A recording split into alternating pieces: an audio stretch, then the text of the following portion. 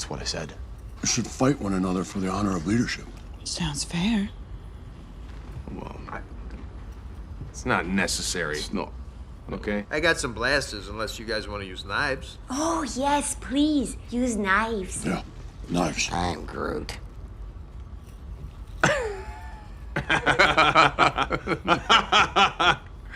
Not necessary. There shall be no knifing one another. Everybody knows who's in charge. Me. Right? Yes, you. Of course. Of course. Of course. Oh yeah, 11. Are there any Thor stories that he wants to do before he lets the character go? Meeting Beta Ray Bill, maybe? That was one of the first scripts, the first comics I ever read. Yeah, I'd love that.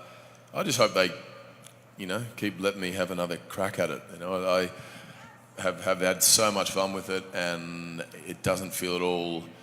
It doesn't feel old to me. It feels more fresh now than it did, the first couple of times I played it. And so, to be sort of reinvigorated with the character and the world, and feel like we have sort of no boundaries now, we can really sort of take it anywhere is a pretty exciting point to be in.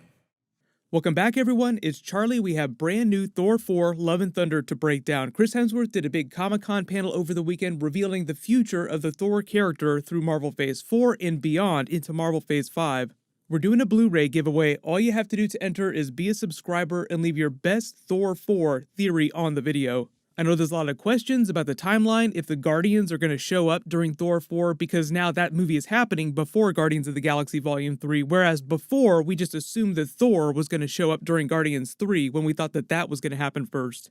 But just going down the list of all the things that he talked about, just starting with the Beta Ray Bill stuff, because so many people, so many big comic book fans have been asking for Beta Ray Bill to actually show up in a movie, not just as an Easter egg like during Thor Ragnarok, but actually show up as a real character. Without coming right out and saying, yeah, we're totally doing this, he's implying that they do have plans to do Beta Ray Bill. That was one of the first scripts and first comic books that he read when he was doing the character. So you find out about all these details of the previous Thor movies that you never knew about. If you've never heard stories about the original version of that first Thor movie, they actually did have a version of Balder in that. They could always introduce him in a future movie if they want, but they've kind of already done the secret sibling twist with the Hela character, so I don't know that they would race to do Balder. Oh yeah, there's another secret brother that your father never told you about.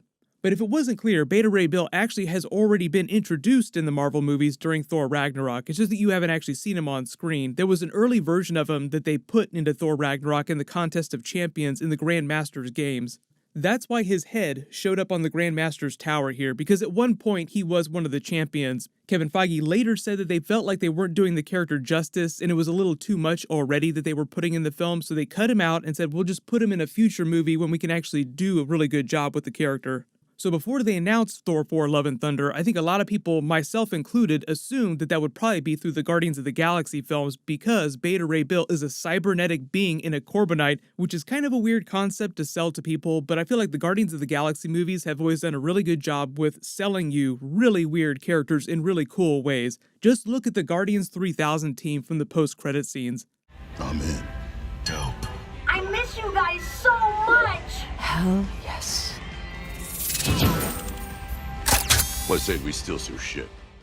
If they can do a really good job with those characters, they can totally slam dunk Beta Ray Bill. But now that Thor 4 Love and Thunder really is happening before Guardians 3, it's just another opportunity to introduce that character, regardless of whether or not he's a major character or just a side character or somebody they introduce at the end of the movie, then he shows up during the Guardians of the Galaxy or another space-based franchise. Because you guys will be really excited by this too. One of the first Beta Ray Bill stories was actually a Nova story. So he was actually transporting his people to a new land because their former home had been destroyed by Surtur and the fire demons. During that journey, they encountered Richard Rider Nova. Nova is supposed to be coming during Marvel Phase 4, Marvel Phase 5. They haven't said exactly when, they just said that they're working on a movie for the character. But because there's so many more cosmic films that they're working on and Marvel Phase 4 is going so cosmic, that's why they had the Spider-Man Far From Home post-credit scene with Nick Fury on the Sword space station, because the Avengers stuff, the really big stuff, are moving into the cosmic realm of the MCU.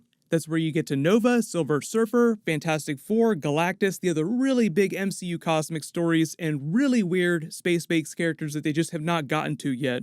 Thor 4 is a story all about Natalie Portman's character turning into the female version of Thor, like Jason Aaron's Mighty Thor run. Beta Ray Bill's origin story in the Marvel Comics is kind of the same thing. After he's turned into this cybernetic being, he winds up defeating Thor in combat. Then Odin declares that they'll duel each other. He beats Thor again, but spares his life. That's when Odin declares him worthy and gives him his own hammer called Stormbreaker. Now, obviously, it looks a little bit different from MCU Stormbreaker, but Thunderstrike is also another hammer that Thor wielded in the comics. If they don't want to get too confusing with things, they could just call his hammer Thunderstrike.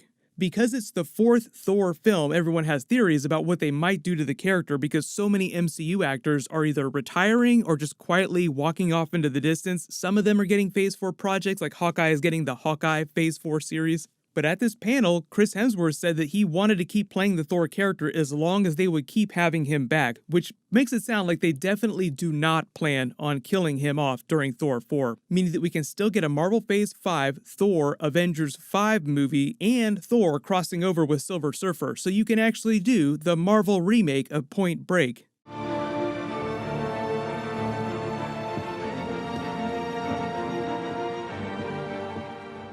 Cue the workout tape of him losing all that weight before Thor 4.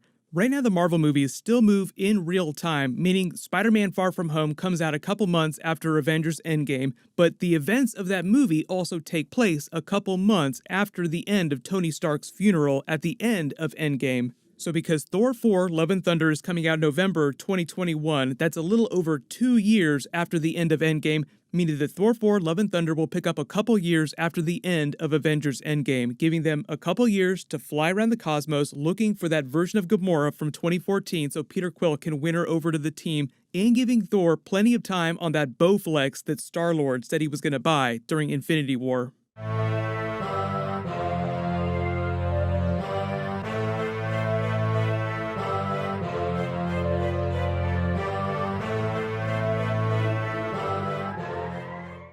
If the Guardians really do show up during Thor 4, what they'll probably do is just show up at the beginning to address what they've been doing together, or Thor will just show up back on planet Earth because he can open the Bifrost with Stormbreaker. He technically doesn't need a spaceship to get around the universe. And if they don't want to include them in the movie, they'll just have him reference what they've been doing that whole time or make some jokes about what they were up to in the past couple of years when he comes back to Asgard to meet with Valkyrie.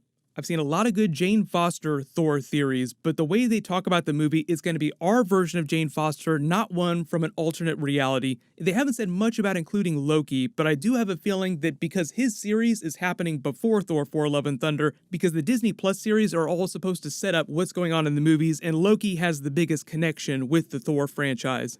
Early Loki theory, because they're rolling so hard on the concept of the multiverse during Marvel Phase 4 through Doctor Strange and the Multiverse of Madness, literally a multiverse movie, and the Loki that we know is now in an alternate reality with the Tesseract causing all kinds of problems. That version of Loki will also play a role during Thor 4 Love and Thunder, and could be a way for them to bring another version of Mjolnir into our reality, one that did not get destroyed by Hela. There are a lot of people that are also wondering if Eitri is just going to forge a new version of Mjolnir. I don't know if I like that idea, though, if it's so easy for them to just make another version. I really like the concept of them invoking multiverse if they're rolling so hard on that during the next couple of years.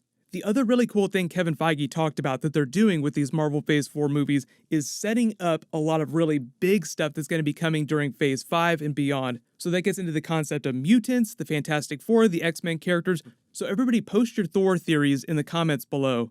But don't worry, because it definitely sounds like Chris Hemsworth plans on coming back for Avengers 5 when they decide to do that movie, which I think probably won't be before 2023, just because it's typically a May movie and Black Panther 2 is May 2022, so maybe the year after that. There's a whole bunch of Marvel Phase 4 stuff that they're getting ready to shoot, so I will do more videos for those movies and Disney Plus series as we get more details. Leave all your requests in the comments below. Watchmen on HBO is starting next week too. I will be doing episode videos for that. Congratulations Zombie Bro 9, you're the giveaway winner from my last big Marvel video. Please email me on the About page of my channel so I can get your contact details. Everybody, click here for my Deadpool 3 Robot Chicken trailer video, and click here for that Batman Crisis on Infinite Earths teaser video.